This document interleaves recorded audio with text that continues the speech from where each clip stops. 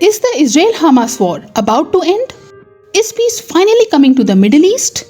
Will Trump's Gaza peace plan work? In this video, we are going to discuss all of this.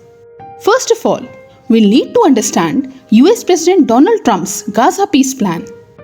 Trump has proposed a 20-point peace plan to end the Gaza war. Under this plan, Hamas will release all Israeli hostages. Those who are still alive will be freed, and those who are no longer alive, Hamas will return their bodies. In addition to releasing the hostages, Hamas will also have to give up its weapons and its control over Gaza. If Hamas gives up its power, then who will control Gaza? For this, a committee of Palestinian leaders will be formed. Hamas will have to hand over its authority to this independent body. This committee will include qualified Palestinians, where technocrats will be given a place instead of politicians, and international experts will also be included. This committee will look after day-to-day public services and municipal operations. Along with this, an international body will be created under the name Board of Peace to supervise the Palestinian Committee.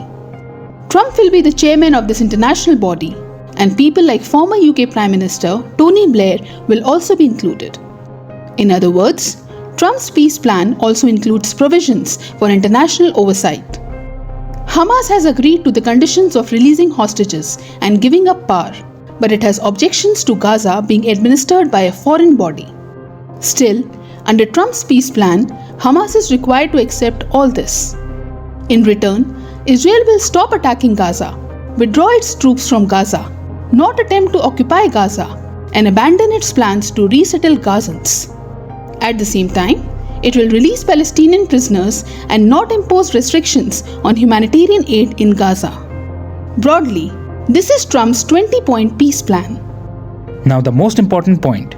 What will happen to Gaza's security situation under Trump's peace plan? For this, an international force will be created. America will lead it. The force will include the US, its allies, and Arab countries like Egypt and Jordan. This partnership will be called the International Stabilization Force. This force will be deployed in Gaza, where it will train the Palestinian police force. With the support of the International Stabilization Force, the Palestinian police will secure the borders. They will ensure that goods and aid continue to enter Gaza, but weapons do not. As the International Stabilization Force gradually stabilizes the situation in Gaza, Israel will slowly withdraw its forces. Israeli forces will only be allowed to maintain a security perimeter. This arrangement will continue until stability is achieved in the region. Once stability comes, control of Gaza will be handed over to the Palestinian Authority. However, before that, the Palestinian Authority will have to carry out certain reforms. If everything goes well, then in the long term, the Palestinian Authority will gain control over Gaza. This will open the path to Palestinian self-determination and Palestinian statehood. This is Trump's peace plan. Obviously, for now, Israel has outwardly accepted this plan due to Trump's pressure. But we know that Israel does not actually want Palestine to be established and eventually wants to occupy the entire area. So Israel will make every possible effort to delay Palestinian control. Vague provisions like creating a security buffer zone in Gaza will help Israel in this regard. Israel's fundamental position has not changed. Therefore, even if Trump's peace plan achieves short-term success, in the long term, the probability of its success is quite low. Trump's Gaza peace plan has also been supported by several countries, including India, as well as France, Germany, Britain, Canada, Australia, and others. This is a positive step in the direction of peace. The plan addresses key issues such as the ceasefire, the release of hostages, Gaza's governance, and long-term security. And a positive development is that, for now, Hamas has agreed to release the hostages and transfer its power. Hamas members have been given the option that if they surrender their weapons, nothing will be done to them, and they will also be given safe passage to neighboring countries. So instead of being eliminated in Gaza through jihad, they have the option to go to countries like Jordan, Egypt, Qatar, and Iran and to coexist peacefully instead of fighting. If Hamas gives up power, it will mark the end of its 2-decade-long rule over Gaza. De-escalation in the region is crucial in terms of trade and energy security. For decades, war and diplomacy have failed to resolve the Israel-Palestine issue. So, even though Trump's peace plan is comprehensive and is being seen as a step in the right direction, the problem is that Iran remains reluctant about the plan, and its proxy Hamas has so far only partially accepted it. Israel, too, is strongly opposed to Palestinian statehood. Moreover, the plan remains silent on the long-term coexistence of Israelis and Palestinians. At most, Trump may be able to extract some concessions from both sides through pressure and achieve a temporary halt to the war. His plan does not address core issues such as the two-state solution. In short, this is nothing more than a temporary truce in a conflict that has been ongoing for decades. Between 1987 and 1993, during the First Intifada, Hamas rose in Gaza. Gradually, Hamas established its grip over Gaza. The region witnessed significant violence. In an effort to establish peace, several agreements were signed. Attempts were made so that Israel and the Palestinians would mutually recognize each other and accept each other's right to exist. Whether it was the first Oslo Accords of 1993 or the second Oslo Accords of 1995, over the years, all attempts to bring peace to the region have repeatedly failed. Countless ceasefires have crumbled. Until today, no agreement has lasted. Deep mistrust continues between Israel and Palestine. The cycle of attacks and retaliation goes on, and sooner or later, negotiations break down. On both sides, hardliners have become stronger, and the region has remained trapped in violence. So what guarantee is there this time? That militants will not use this truce to regroup? Will militants really give up resistance so easily? All other points aside, can permanent peace be brought to the region by sidestepping core issues like the two-state solution? Are we not aware of Israeli Prime Minister Benjamin Netanyahu's hardline stance? He views granting Palestinian statehood as something equivalent to giving Al-Qaeda a state just a mile away from New York City after 9/11. In other words, Netanyahu is firmly opposed to Palestinian statehood. Trump's peace plan contains many vague aspects. There is no clear timeline for power transfer, no clarity on Gaza's reconstruction, and no concrete assurance of Palestinian statehood. The very foundation of this plan is shaky, filled with blind spots that will ensure peace at best only in the short term, and even that will remain fragile. A single incident could restart the cycle of violence all over again. Trump is making efforts on his part to ensure that his Gaza peace deal succeeds. He recently even tried to restrain Netanyahu. He asked Israel to immediately stop its attacks in Gaza. However, how seriously Israel takes Trump can be understood from the fact that just a few hours after Trump asked Israel to stop, Israel carried out airstrikes in Gaza. The attacks are still continuing. Clearly, Trump's optimistic claims of stopping the war have so far failed to bring an end to the violence on the ground. Trump had publicly said that Hamas had agreed to the peace deal and therefore Israel should immediately stop bombing Gaza so that the hostages can be safely released. But Israel completely ignored Trump's statements and continued attacking Gaza. On one side, Trump is waiting to take credit for bringing long-term peace to the Middle East, while on the other side, bloodshed continues on the battlefield. As always, there is a big gap between Trump's diplomatic claims and the ground reality.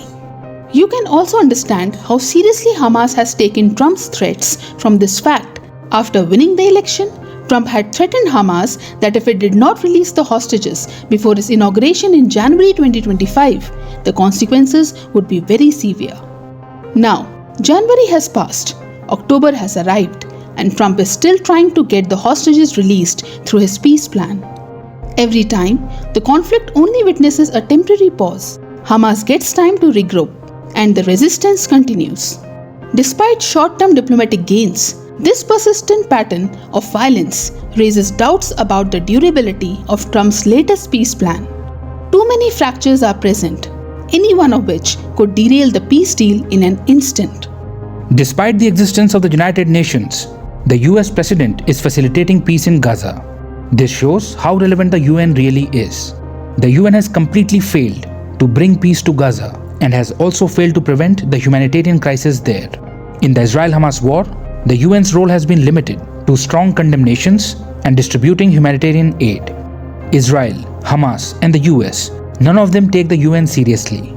Consider this. The International Stabilization Force, being deployed to stabilize Gaza's security situation, has no involvement from the United Nations Security Council. The US deliberately excluded the UN so that its decisions would not be subject to vetoes by Russia or China. In this way, Trump himself is attempting to achieve demilitarization and transitional governance in Gaza. To prevent Hamas from regrouping, the plan includes stopping the inflow of weapons into Gaza. Under the Gaza peace deal, full control will remain with America. US President Trump will chair the Board of Peace and supervise the entire situation in Gaza.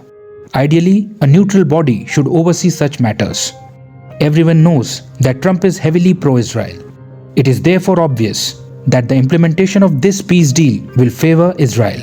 Trump's bias towards Israel's security needs and his inclination toward protecting his business interests in Gaza's redevelopment will generate resentment among Palestinians. Questions of partiality will arise, which could trigger local resistance once again.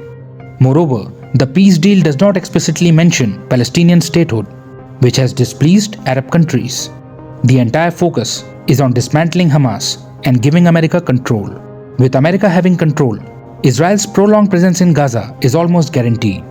Netanyahu has openly rejected a complete withdrawal. In short, Trump's 20-point peace deal advances the agendas of the US and Israel. Trump's 20-point Gaza peace plan has emerged from his desperation to win the Nobel Peace Prize and also from the lucrative business opportunity of Gaza's reconstruction. However, there will be many challenges in implementing this plan. Hamas will not agree to complete disarmament. It fears that without addressing root causes like settlement expansion, this plan could gradually legitimize Israel's occupation of Gaza. Hamas argues that if Israel tries to occupy Gaza in the future, there will be no one to resist it. Palestinians would become completely defenseless. Therefore, Hamas demands international guarantees and safeguards before giving up its weapons. It also insists on Israel's complete withdrawal from Gaza. When a US president who is strongly pro-Israel chairs the board overseeing Gaza, there is a higher likelihood that Israel will create buffer zones and find ways to re-enter Gaza. Hamas is also unhappy with the clause that requires its members to leave Gaza. It wants to remain in Gaza and, after surrendering weapons, not be harmed. The question is, will Israel comply with this? Will it agree to Hamas' demands? You know the answer. Thus, there are many obstacles in this peace plan. Hamas has agreed to give up power for its survival, but many of its demands will be non-starters. So, will the Gaza war end? For now, it doesn't seem likely. Will peace come to the Middle East? In the short term, maybe yes. But the chances are high that Trump's Gaza peace deal will have the same outcome as the Oslo Accords. Due to ambiguity on key issues, silence on the two-state solution, Hamas' reluctance, Israel's ambitions, and deep mistrust between the two parties, it is highly likely that Trump's peace plan will not end volatility in the region.